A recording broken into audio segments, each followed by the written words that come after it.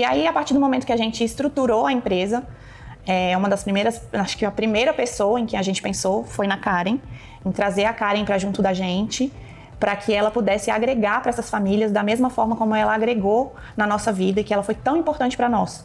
E aí ela, com toda a expertise dela de anos trabalhando no Brasil e agora trabalhando aqui em Orlando, né, atendendo famílias brasileiras, estando dentro dos hospitais, trabalhando com as equipes médicas americanas aqui. Então hoje ela tem uma expertise muito grande, tanto no Brasil como nos Estados Unidos. Então acho que ela está mais do que preparada para atender as famílias brasileiras que vêm do Brasil para ter os seus bebês aqui.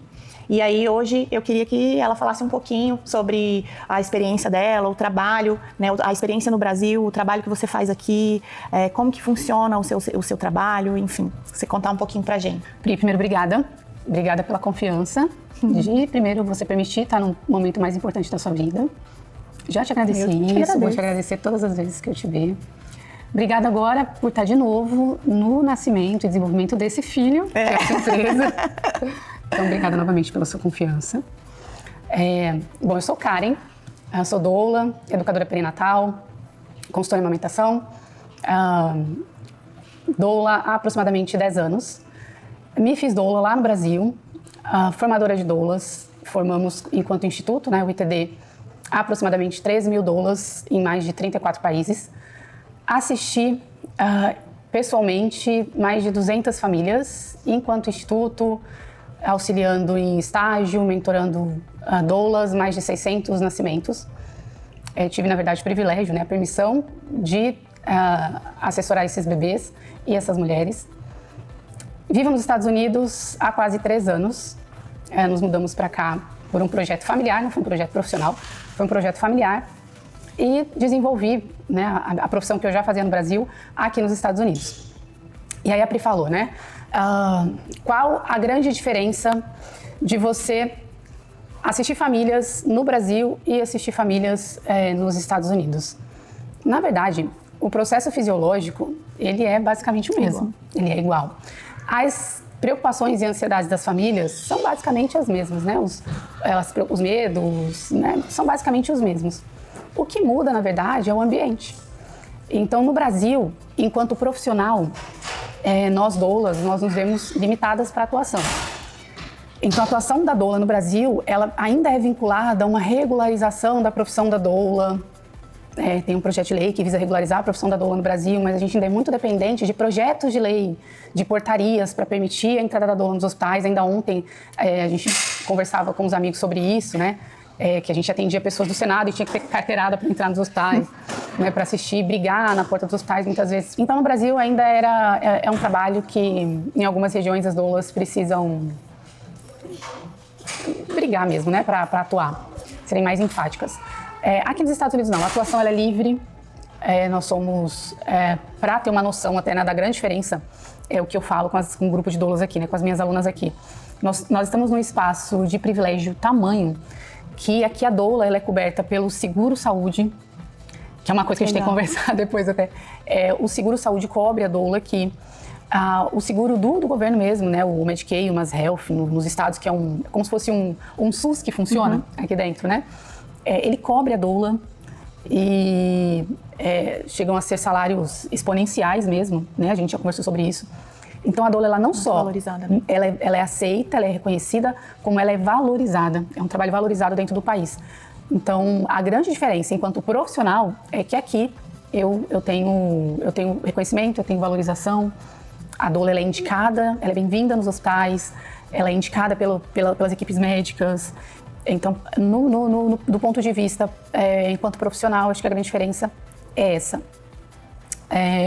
Das famílias, dentro da cultura brasileira, aqui ainda a gente precisa trabalhar essa questão da doula entre a comunidade brasileira da Flórida, em especial. A gente ainda faz um trabalho meio que de formiguinha para que as doulas, porque nós temos 2 modalidades que no Brasil não é comum. No Brasil a gente tem a doula de parto e a doula da educação perinatal. Aquela doula que vai educar a família durante toda a gestação, que foi o que eu fiz com você, e vai estar com essa gestante no parto. Aqui, nós trabalhamos na comunidade americana com a educação perinatal, que não é comum. Porque aqui eles têm uma cultura de doula de pós-parto que nós não temos no Brasil. Então, é uma realidade meio que assim. Lá no Brasil, a gente faz um trabalho meio preventivo e as mulheres ficam menos acometidas, né, das debilidades do pós-parto, porque elas fazem um trabalho de educação perinatal. E aqui nós vemos as famílias americanas muito doidas mesmo. Depois do parto. Porque não tem muito essa cultura de educação perinatal. Então, as doulas do Instituto tentam levar agora para a comunidade americana essa cultura da educação perinatal e da doula no parto, que é um programa do governo americano, inclusive, através das pesquisas da OMS, né, das resoluções da OMS, dos benefícios da doula na educação perinatal e no parto. O governo cobre isso financeiramente para as famílias, mas ainda não é uma cultura das famílias ter a doula nesse cenário. E cobre o pós-parto também. Então, o intuito é que a doula esteja em todos os momentos, do pré ao pós-parto com essas famílias, para que se reduza o número de morte, índice de mulheres de morte neonatal, de mulheres com depressão pós-parto, e que seja realmente um momento mais saudável para essas famílias. E para a cultura brasileira, para a comunidade brasileira que mora aqui, incute neles a necessidade da doula em todo esse processo, porque parece que aqui, depois que a mulher teve o bebê, e na cultura americana a gente não tem, na cultura brasileira a gente não tem, a maioria das mulheres não tem essa possibilidade de ter a mãe aqui, né, para cuidar dessa mulher, que lá no Brasil a gente tem, né, a mãe ou a sogra ou alguém que venha para cuidar dessa mulher. A gente não tem essa possibilidade e as mulheres da nossa comunidade, né, da comunidade brasileira, não sabem que elas podem ter uma doula de pós-parto, com ela pelo menos nas próximas 4 semanas de vida desse bebê. E ela pode ser custeada pelo seguro-saúde, ela não precisa pagar por essa profissional. Se ela quiser, ela pode, né? Mas ela não precisa, se ela a depender do seguro-saúde que ela tem. Então, as grandes diferenças são essas. Fato é que a doula, seja de parto, seja de educação perinatal, né, de pré-parto ou de pós-parto, traz benefícios para essa mulher e para a família dela durante todo o período gravídico e puerperal.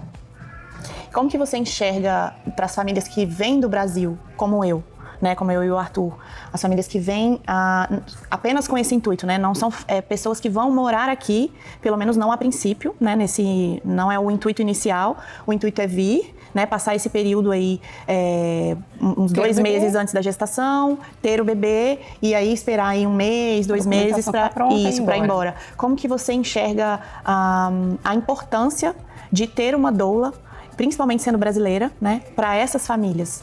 Essas famílias, elas vêm com os medos comuns da gestação, em todas as preocupações com relação ao parto, seja de primeira gestação ou não. Se for a primeira, não sei o que vai acontecer, né, no dia do parto, eu não sei quem vai me atender. Não sei o que eu vou sentir. O que eu vou sentir, como é que vai ser, se eu vou ter leite, se eu vou amamentar, se eu não vou. Sim. Então, a doula vai ajudar durante todo esse processo com educação, né, suporte informativo, suporte emocional, suporte para alívio dos desconfortos, exercícios, né, vai ajudar no momento do parto.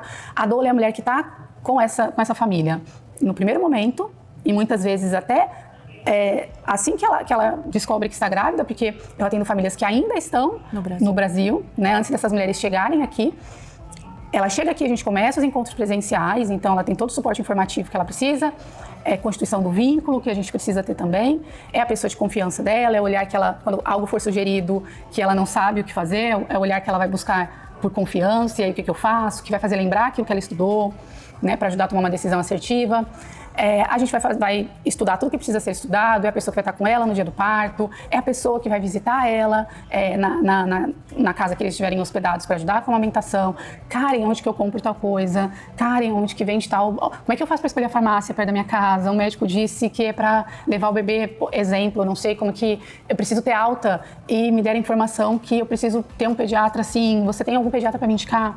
Né? Então, as mulheres que estão em outro cenário, né, em outro país, elas não sabem que aqui existem regras específicas para elas terem, por exemplo, alta no hospital. Né? Então, tem uma regra específica. E tem, por exemplo, um teste da cadeirinha no hospital, que o filho dela precisa submetido a um teste, que se ela não fizer o teste do bebê conforto, ela não pode ter alta no hospital. E tem famílias que nem levam o bebê com conforto para o hospital, e cada dia mais no hospital é um dia mais que você paga a hotelaria, ele é mais caro depois das 48 horas pós-parto. Então, as famílias não sabem desses detalhes. E nem é também trabalho da doula informar isso, e às vezes eu tô assim, acreditando que a pessoa sabe, porque eu não sei em que modelo ela vem, muitas famílias vêm sem assessoria mesmo, né, e eu não sei que modelo ela vem, tô tranquila, e eu só tô sabendo depois, só sei depois, né, que o perrengue acontece mesmo. Infelizmente, a gente só consegue ajudar depois que o problema acontece. Então, tem essas famílias que chegam e a gente tenta amenizar o problema com o carro andando, né, a gente vai trocando o pneu com o carro andando. Que O processo da doula é importante? É importante, mas sendo muito honesta. O trabalho da doula é ajudar a família com suporte informativo, suporte físico, alívio de dor, posições, exercícios, suporte emocional e tudo que esteja relacionado com o cenário do parto. Claro que essas famílias vão, eventualmente, querer saber alguma coisa sobre Orlando. Ai, Karen, onde que eu faço um passeio grátis? Claro que eu vou falar, Karen, onde que vende? Você sabe onde vende um arroz? Olha, tem um mercado brasileiro aqui, gente, vocês estão precisando de alguma coisa? Né? Mas o trabalho da doula é aquele ali que está no contrato, bonitinho, os nossos encontros, né? Tem as coisas de over delivery, o chá de bênção que eu faço, que é o carinho que eu dou, né? Mas se restringe a essas coisas da função. O trabalho da doula, em momento nenhum, é indicar um seguro. O trabalho da doula, em momento nenhum, é te dar um passo a passo de como registrar o seu filho. Em momento nenhum, é agendar consultas ou confirmar consultas. Eu nem sei fazer isso de verdade, eu não sei, a Priscila sabe. Eu não sei para onde que vai essas coisas e nem quero. Porque o meu trabalho como doula, para ser feito de maneira perfeita, eu preciso me concentrar nele. Se eu misturo tudo, eu já não tenho eficiência, né? A excelência que eu preciso ter com as minhas clientes, né? No meu trabalho enquanto doula. Então, eu ajudo naquilo que eu posso, mas é uma ajuda muito superficial. E quando a gente vê as pessoas que chegam, e tem, né? Famílias que chegam num processo independente, e eu vou ter meu bebê... Sem assessoria. Sem assessoria. E vem, e às vezes não sabem que podem fazer X contratações, né, que podem fazer isso ainda enquanto estão. Então, quantas vezes eu não vi famílias chegarem aqui, não saberem que tinham até X semanas para iniciar o pré-natal, e chegar aqui e ficar sem pré-natal, e ir no hospital, e chegar no hospital numa consulta de emergência, porque não conseguiu pré-natal, e ouvir da enfermeira, olha, você não volta aqui se a sua bolsa não romper, se você não estiver com contração de 3 em 3 minutos e sangrando. Nossa. Aí na minha cabeça eu ficar assim, com o bebê no colo, né? 3 em 3 minutos. E eu ficava fazendo aquele bonequinho da matemática que você fica fazendo assim, ó, 3 em 3 minutos, sangrando e com bolsa rota, com o bebê no colo. E aí eu fico assim, gente, eu conto pra essa mulher que vai contar. A mensagem foi clara, não volte aqui se você não estiver parindo. Né? E assim, mais de um mês sem pré-natal. E a pessoa, ela fez isso porque eu quero um processo independente, eu não quero, eu quero fazer essa economia, né? Então, ok, vou pra lá sem assessoria. É o barato que sai caro. Sai caro. E aí, olha o caro, olha quão caro. E aí essa pessoa, ela não aguenta, obviamente, ela vai pro hospital, ela insiste, cada ida ao hospital é uma conta que ela deixa no hospital. Então ela deixa uma conta, cada visita que ela faz no hospital, ela paga uma conta que não é barata, para ouvir que era para você não voltar mais lá. E essas mulheres, elas insistem, porque elas ficam com medo, ela não sabe como o bebê tá. Ela já não aguenta mais, e aí ela vai para 41, 42. E é diferente, porque quando você faz pré-natal, é aquilo que a gente conversou, né, esses dias, eles induzem o seu parto, eles arrumam um jeito de você ter esse bebê. Né? Você vai conversando com o seu obstetra, olha, não dá pra induzir, não dá pra fazer alguma coisa, já tô cansada. Você tá sendo monitorada, né? Você e o bebê, né? Mas não, quando você não tem assistência, ninguém quer essa bomba. Ninguém quer essa bomba. Então você chega lá e vai entrar em trabalho de parto, vão esperar você entrar em trabalho de parto. E aí essa mulher não entra em trabalho de parto. Ela fica fazendo repetidas e aí vai somando, né, essas contas. E você é cobrada no final de cada consulta. Não é uma continha que chega na sua casa. Você é cobrada, vai pagar no cartão, como é que você vai pagar? E essas mulheres acabam marcando internando, né, para uma indução, ou uma indução que não raro é mal conduzida, porque ninguém conhece essa mulher, são muitos exames que são feitos. Não tem um histórico. Não tem um histórico dessa mulher.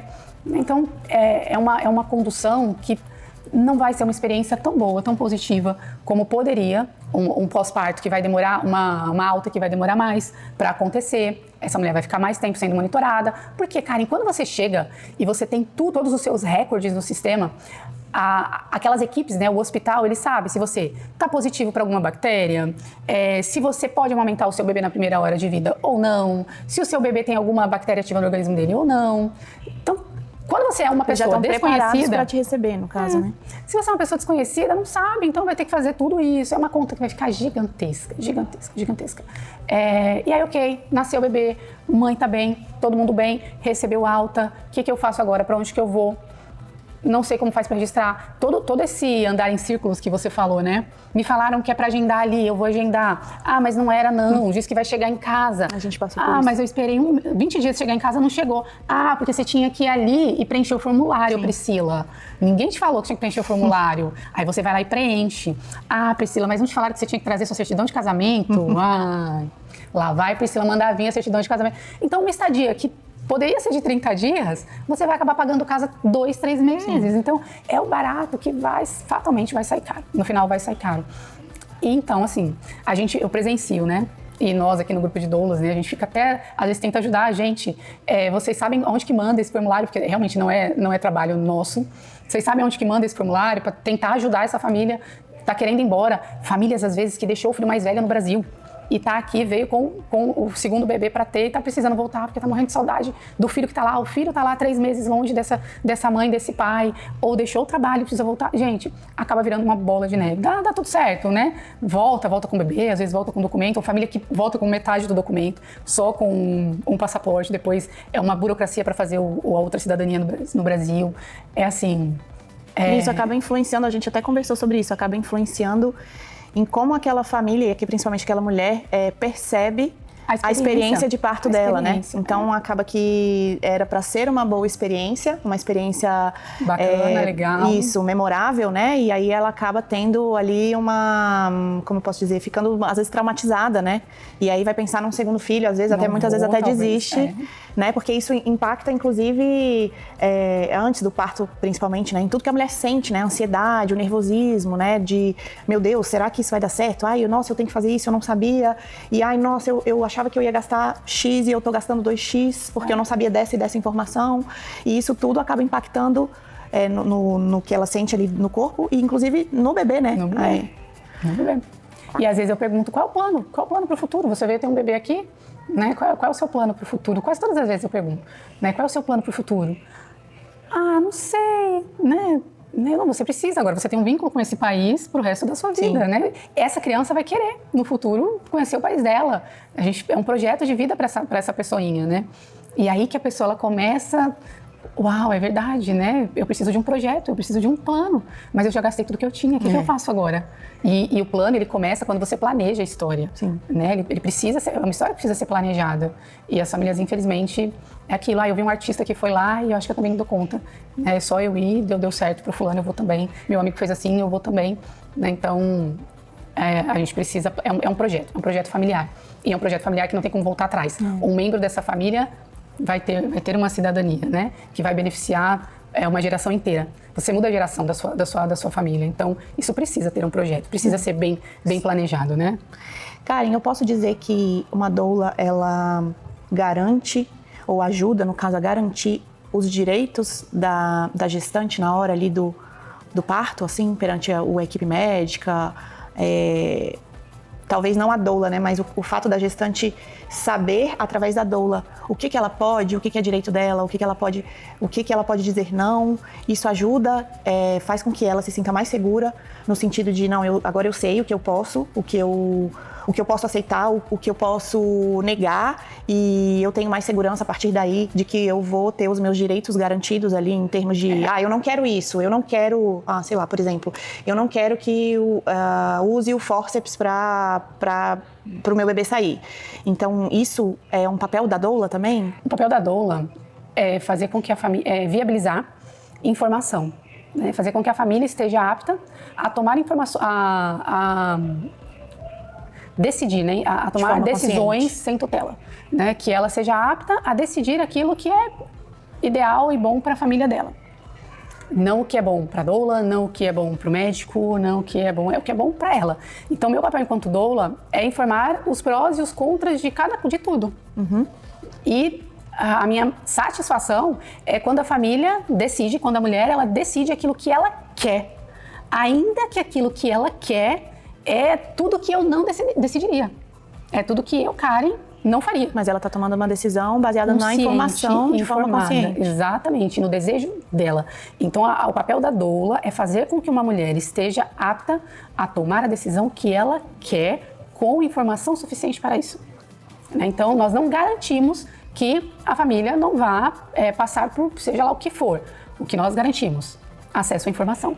Nós garantimos que essa família seja informada. O que essa família vai fazer com a informação, aí é 50% meu e 50% da família. O que a família faz com a informação que ela recebe é responsabilidade da família. Karen, muito obrigada pela sua Ellen. contribuição. Acho que esse é só o início, né? Porque acho que esse assunto é tão extenso que se a gente fosse falar sobre tudo, acho que a gente ficaria aqui muitos dias, né, gravando. Então, para esse primeiro momento, a gente abordou aí temas muito importantes e eu acho que a gente vai trazer novos conteúdos.